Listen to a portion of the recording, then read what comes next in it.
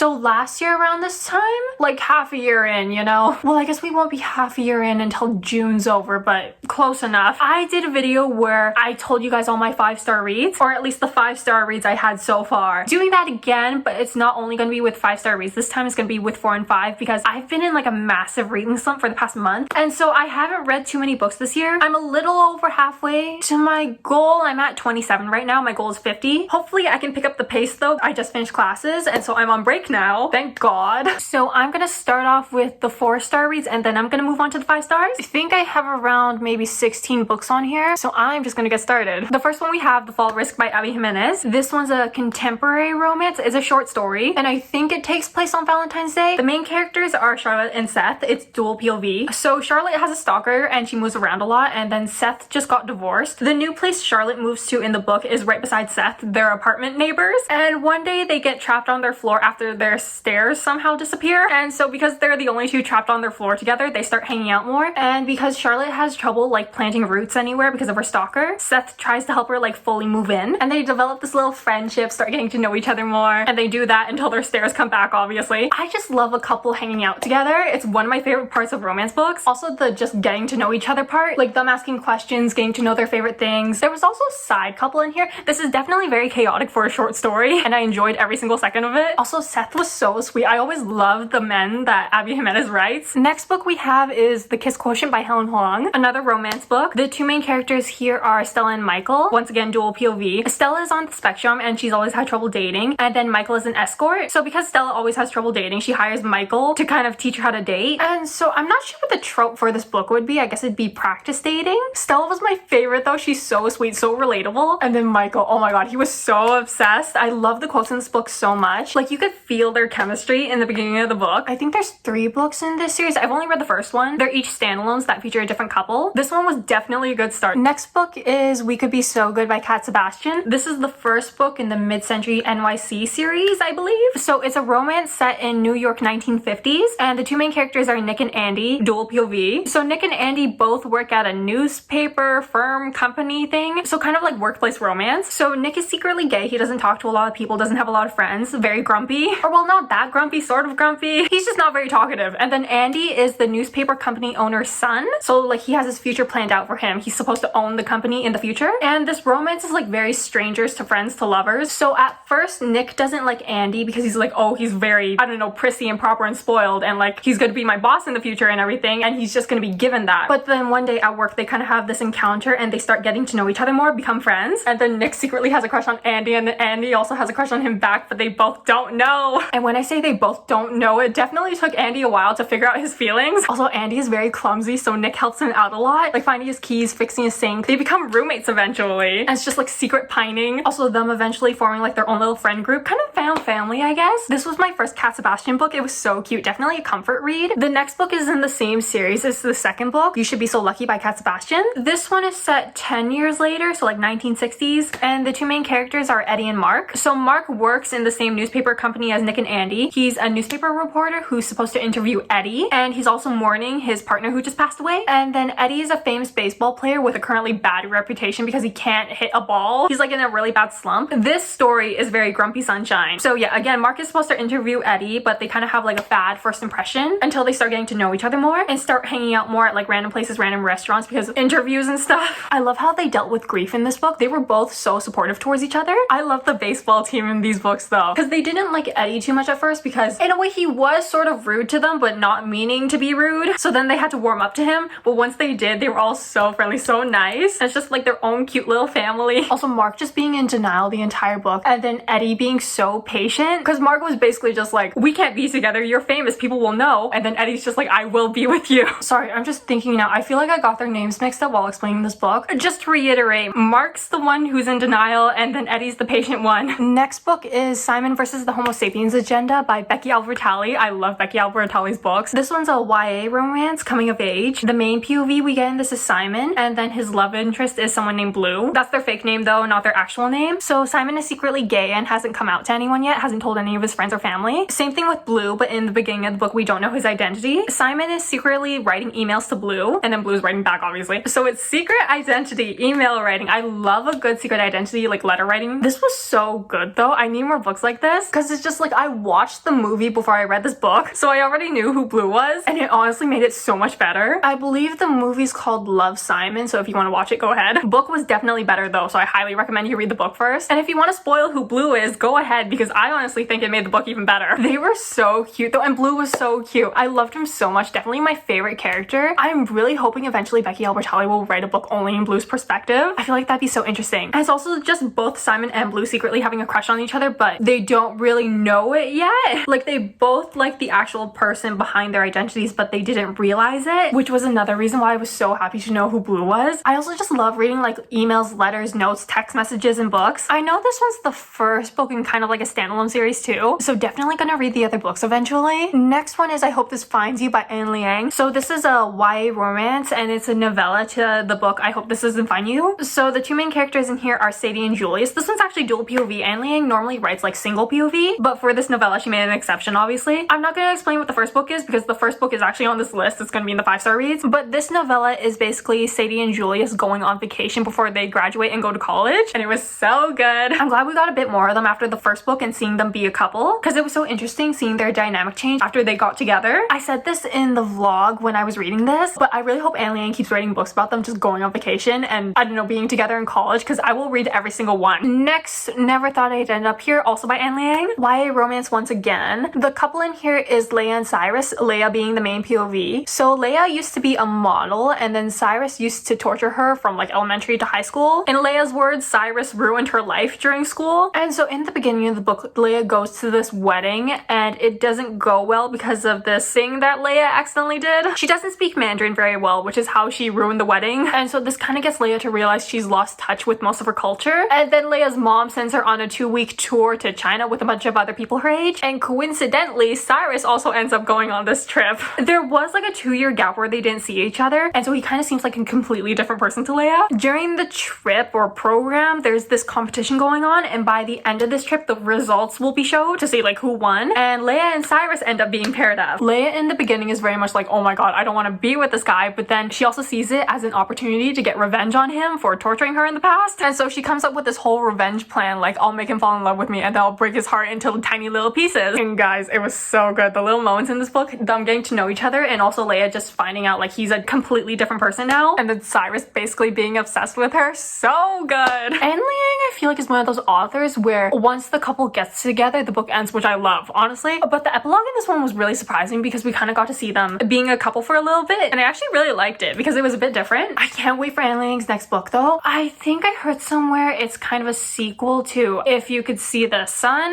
I can't remember if that's the book title or not. It's been a while. Next, we are moving on to the 5-star reads. So the next few books are part of series is book 4, 5, 6, 7, and 8. I do kind of feel like, what is it, a parrot, because I keep repeating myself over and over again by talking about these books so much. It's Heaven Official's Blessing by Mosheng Tongshu. I'm only going to explain the first book because I'm not going to spoil the middle of the series for you guys, obviously. So these books are Dame novels, which means Chinese BL, and they're mainly fantasy. The main character and the main POV we get is, hold on, let me search up how to pronounce this name before I actually say it, Xie Lian. And the main couple in the first book, sort of, is Xie Lian and then San Lang. So Xie Lian used to be the prince of a prosperous kingdom, and then he ascended to godhood, and he was a very heavily worshipped god until he was banished from the god realm. And so now he's an outcast god with a bad reputation. I feel like I keep saying god too much. And so he ends up ascending 3 times, and currently we're on his 3rd ascension, which is what we're reading about. San Lang is a mysterious man he meets during his travels. I always have trouble like fully describing these books, so it's just him living life, solving mysteries, and then there's a subplot romance, traumatic backstory, quite a bit of action, probably my favorite series of all time. You definitely have to not think about it too much, but also think a lot. It's an 8-book series, a lot of names you have to remember, but it's worth it. I rated every single book in the series of 5 stars. My favorite couple ever. I'm currently trying to read Grandmaster of Demonic Cultivation. Again, kind of in a reading slump right now, so I'm trying to get over it. I've also been very distracted with watching TV shows. Next book, I Hope This Doesn't Find You by Anne Liang. So this is like the main book to the I Hope This Finds You novella. YA romance, 2 main characters, or like 1 main character, single POV in this book, Sadie and Julius. Sadie being the 1 POV we get. It's academic rivals to lovers. They're both the school captains, very smart, smart, very athletic, good at everything. Sadie is like the perfect model student who secretly writes hate email drafts to her rival Julius, and it's a lot. She's written like 42. One day the hate emails accidentally get sent out, but she doesn't know how, and obviously Julius sees the emails,